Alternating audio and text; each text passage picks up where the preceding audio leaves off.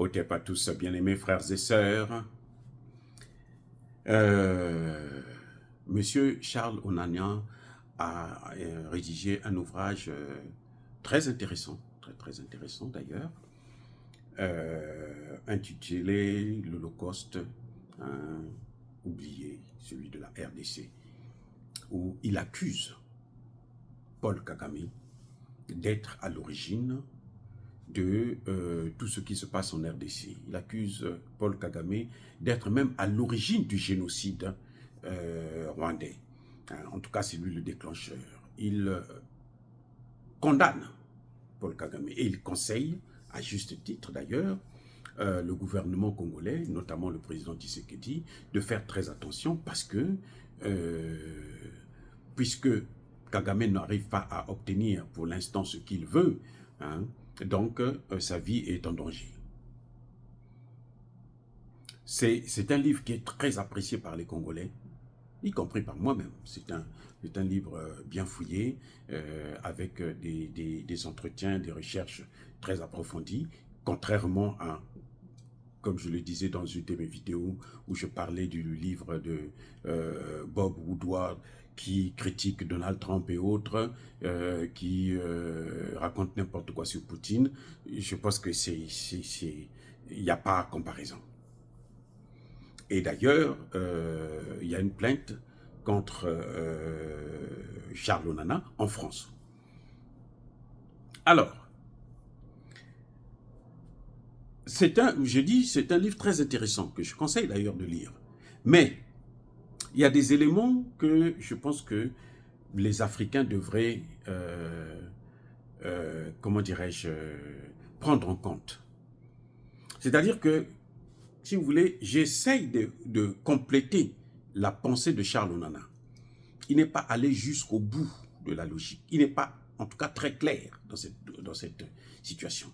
Lorsqu'il parle de Paul Kagame, qui est un génocidaire, ça c'est, je vous le dis tout le temps dans mes vidéos, d'ailleurs je l'appelle le génocidaire, c'est le Hitler d'Afrique, hein, c'est le Napoléon d'Afrique, c'est comment on appelle, le Léopold II d'Afrique. Mais il y a un élément qui manque, qui n'est pas assez clairement élucidé. C'est la responsabilité de la France, des États-Unis.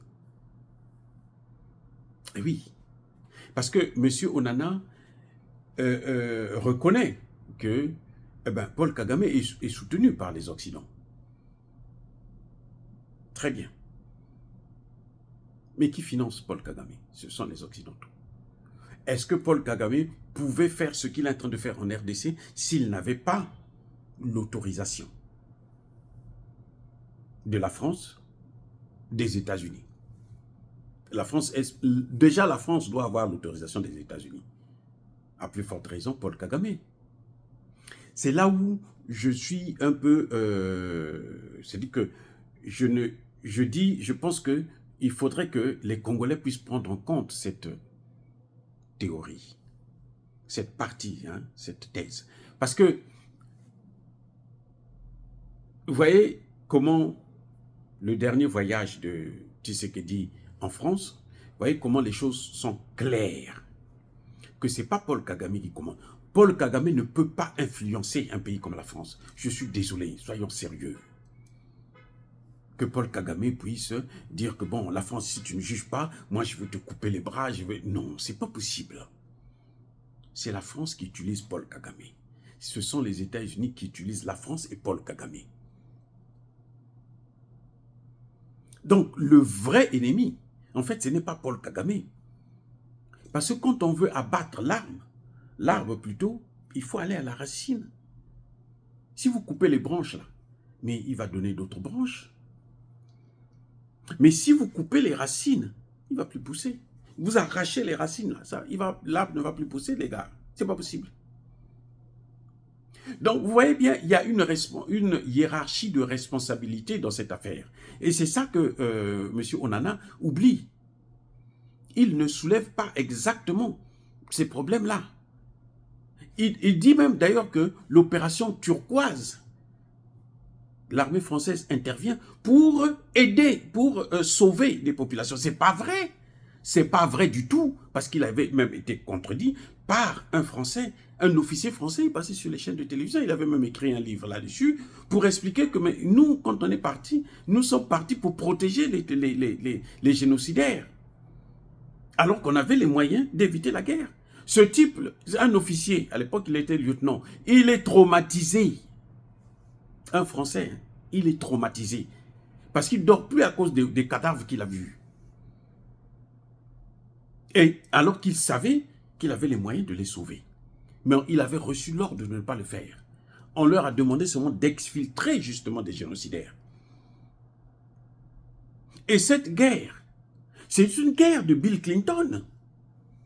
Quand Clinton déclenche la guerre, Clinton sait quelle sera la fin.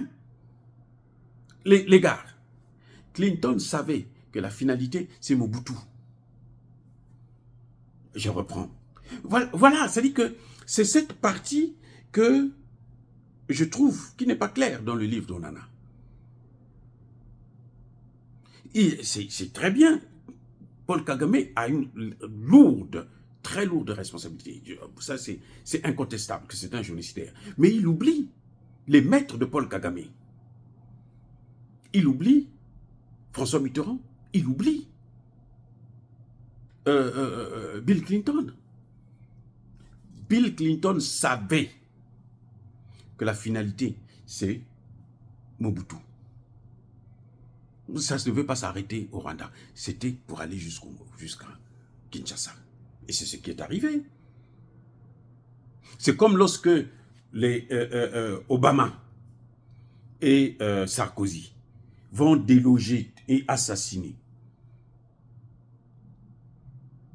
Kadhafi, mais ils savaient que leur objectif, ce n'était pas Kadhafi, c'était le Sahel. Parce qu'ils voulaient recoloniser tout le golfe de Guinée, y compris la RDC. Ce que les gens oublient d'ailleurs. Le golfe de Guinée, là. La RDC fait partie du golfe de Guinée. Y compris la RDC, les amis. C'est un plan. Donc, quand il parle de Kagame, il ne peut pas faire Kagame le plus haut grand responsable de cette affaire. C'est faux. Ça, moi, je trouve ça anormal. C'est faux. Kagame n'est qu'un exécutant. C'est ce qu'on appelle en matière de droit la responsabilité du fait d'autrui. Il y a quelqu'un là qui donne des ordres et puis toi, tu viens expliquer. Tu es responsable de l'acte que l'autre est en train de te... comment on appelle ça, du cerveau penseur. Tu es responsable. Voyez, donc les Congolais doivent prendre en compte cet élément.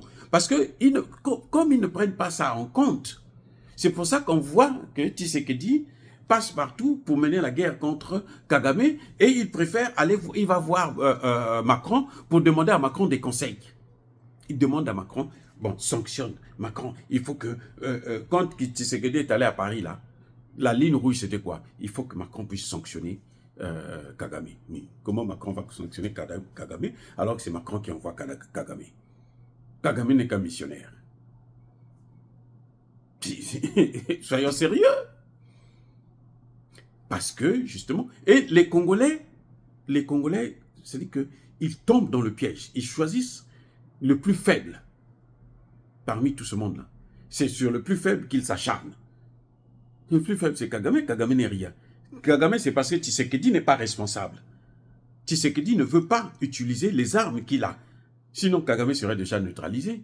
Et on allait voir la France maintenant se lever directement. Vous voyez comment ça se passe au Moyen-Orient. Quand il y en a un qui frappe les autres, celui qu'ils soutiennent, on se tait. On dit non, ceci, c'est normal, il a le droit de défense, de ceci. Quand les autres ripostent, allez, ils se lèvent. Non, il ne faut même pas riposter, il faut seulement encaisser. Non. Donc, moi, je voudrais dire que le livre de Charles Onana, il est très intéressant, mais il est incomplet. Il est incomplet. Ce que Kagame fait là, s'il n'avait pas l'autorisation de l'OTAN, il n'allait jamais le faire. Je vais vous prendre un exemple. Quand Trump était au pouvoir, pendant les 4 ans que Trump a géré. Là. Vous n'avez pas vu que Kagame s'était calmé? Pourquoi? Parce que Trump avait dit, écoute, arrête avec ça. Trump est allé jusqu'à signer des accords avec Tshisekedi. Trump a signé des accords de partenariat avec Tshisekedi. Il dit à Tshisekedi, moi je veux garantir ta sécurité, mais toi tu me garantis les matières premières. Ce que Biden est venu piétiner. Quand Tshisekedi vient au sommet États-Unis-Afrique, c'est pourquoi?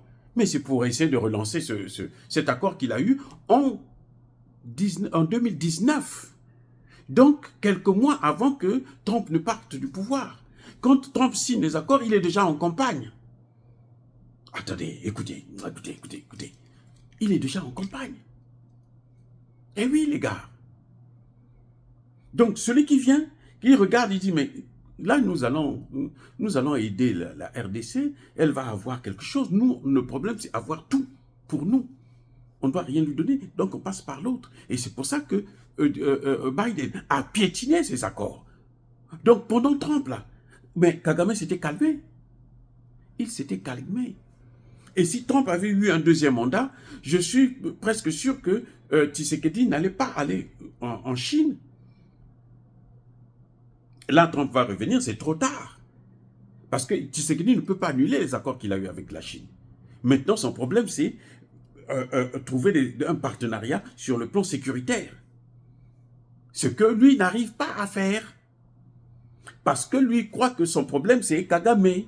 Mais non, le problème, c'est pas Kagame. Le problème, c'est pas Kagame. Le problème, c'est la France. Le problème, c'est la Belgique. Le problème, c'est les États-Unis. Le problème, c'est l'OTAN. La RDC est en train de combattre l'OTAN. Pas Kagame. Si c'était que Kagame, là, on l'aurait déjà terminé. L'armée congolaise, c'est la 8e armée d'Afrique. En tout cas, jusqu'à un certain nombre d'années. Maintenant, vous avez le Mali et autres, le Burkina, le Niger, qui sont en train de monter en puissance. Donc, la RDC descend. Mais malgré ça, la RDC est capable de faire face à l'armée rwandaise, y compris à rentrer au Rwanda et puis neutraliser Kagame chez lui. Mais la RDC ne le fait pas. Parce que la RDC compte sur les maîtres de Kagame. Quand Tshisekedi dit, Tshisekedi est allé dernièrement, la ligne rouge de Tshisekedi, c'était quoi? Moi, je veux que la France puisse condamner Kagame. Les Français disent, mais comment tu veux que moi je puisse condamner mon envoyé spécial? Mais tu es fou. Ça dit que pour les Français et les Américains, Tshisekedi est un petit fou. Oui, on le prend pour un fou, un idiot. Parce que lui, il n'arrive toujours pas à comprendre que son problème, c'est les États-Unis, c'est l'Union européenne. Regardez, l'Union européenne a signé des accords avec Kagame. Vous croyez que les Européens ne savent pas? Puisque même au Parlement européen, les députés européens le disent. Donc, pour moi, le vrai responsable de cette affaire, ce n'est pas Kagame. Ce sont les États-Unis, ce sont les Européens. Eh oui, c'est l'OTAN qui est responsable. Ils n'ont pas fait cette guerre-là pour rien. La guerre Tutsi-Hutu, vous savez quoi? Mobutu a fait des révélations avant de mourir. Il s'est rencontré avec Abiyarimana. Abiyarimana s'est plaint auprès de Mobutu pour dire à Mobutu, mais écoute, moi je veux faire la paix avec mes frères, mais les Français là ne veulent pas. Abiyarimana l'a dit à Mobutu, et Mobutu l'a dit.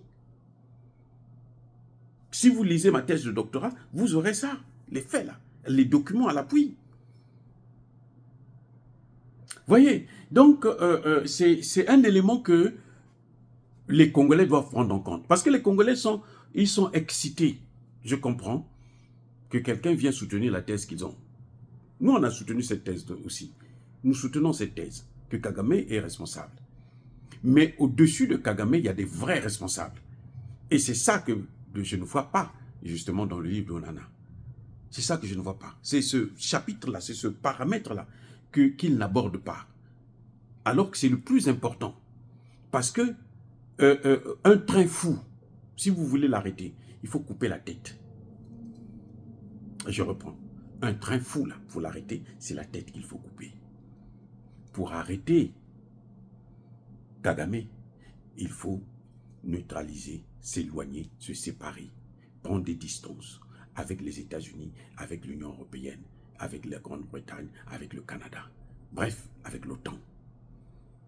Quand vous mettez une barrière face à l'OTAN, ça y est, vous avez gagné. C'est ce que Tshisekedi n'arrive pas à faire. Tshisekedi est sur la même longueur que Charles Onana. Vous voyez, Tshisekedi et Charles Onana sont sur la même longueur d'onde. Le responsable, c'est Kagame. C'est pour ça qu'on ne voit même pas Museveni, on ne voit même pas Ruto. Non, eux, il n'y a que Kagame. On ne voit pas Museveni, on ne voit pas Ruto. Mais pour voir Museveni, pour voir Ruto, il faut voir les États-Unis. Vous avez vu comment les États-Unis ont reçu Ruto il n'y a pas longtemps. C'était quoi? C'est le pouvoir, on l'a investi. Il s'est assis sur la chaise de Biden à la Maison-Blanche. Combien de Noirs, d'Africains que vous connaissez qui se sont assis sur cette chaise? Même les Américains noirs. Même les Biden, Blinken. Blinken ne s'est jamais assis sur cette chaise. On a fait asseoir Ruto là. C'est pour dire, voilà le pouvoir, va maintenant faire le travail. Le problème, c'est que quand il revient, il essaie comme ça, il s'est cassé la figure tout de suite. Quand il a quitté là-bas, il est parti droit à Brazzaville pour dire, bon, c'est moi le nouveau chef, donc il faut me créer l'espace là, parce que moi, je veux venir m'installer ici, chez vous à Brazzaville. Il est reparti chez lui, il s'est retrouvé dans des problèmes. Comme Dieu sait faire les choses. Et puis ça a bousillé tout le programme. Eh oui, les gars. Donc, Tshisekedi doit aller au-delà de la thèse de Charles Onana. Parce que le plus important, justement, les plus dangereux, ce sont ceux qui sont au-dessus. Et ceux-là, ils savent que la RDC, c'est le nœud de la délivrance de tous les pays africains, de tout un continent. Ils le savent. C'est pour ça qu'ils sont en train de faire ça. Ils le savent. Ça, c'est pas Kagame.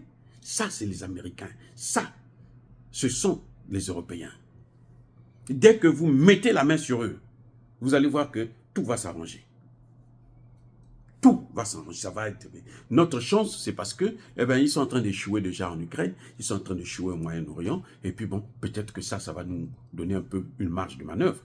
Mais encore, faudrait-il que Tshisekedi comprenne quel est le poids qu'il a sur sa tête.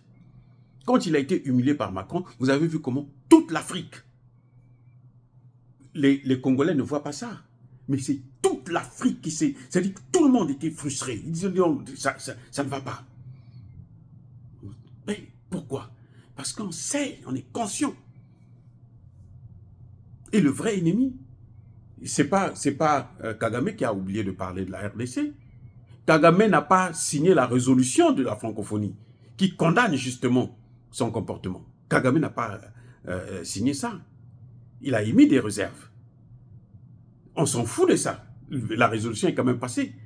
Mais si c'était la France qui n'était pas d'accord, vous aurez dû voir ce qui allait se passer. Ça n'allait pas être retenu. Si c'était le Canada qui avait dit non, non, ça nous ne voulons pas, ça n'allait pas être retenu. Donc le problème, ce n'est pas Kagame. Le problème, ce sont les maîtres de Kagame. Si vous arrivez à les neutraliser, à les mettre à nu, vous allez voir que le problème va être résolu. Or, bien aimés frères et sœurs, dire cela s'incite à la haine ou à la violence. Non, il y a pas colère. Mais je félicite quand même Charles Onana pour le courage et la thèse qu'il a soutenue. Parce que, c'est vrai, j'apporte une... Je ne critique pas, en fait, j'apporte un complément. Parce que, on est des chercheurs, c'est comme ça, c'est ça la règle. Il n'y a pas, dans la recherche, il n'y a pas un travail qui est fini. Ce que je suis en train de dire là, quelqu'un d'autre peut venir me contredire ou peut venir compléter. Et ce serait tout à fait normal. Soyez bénis, abondamment bénis par le Dieu des Kémites et par nos ancêtres angélisés. Mais que tous ceux qui persécutent le continent africain le pillent et le déstabilisent. Qu'ils soient noirs, blancs, chinois, arabes, juifs, indiens, qui qu'ils soient punis, maudits, foudroyés, neutralisés, écrasés, effacés par le Dieu des Kémites et par nos ancêtres angélisés. Vive l'Afrique éternelle, j'ai dit et j'assume.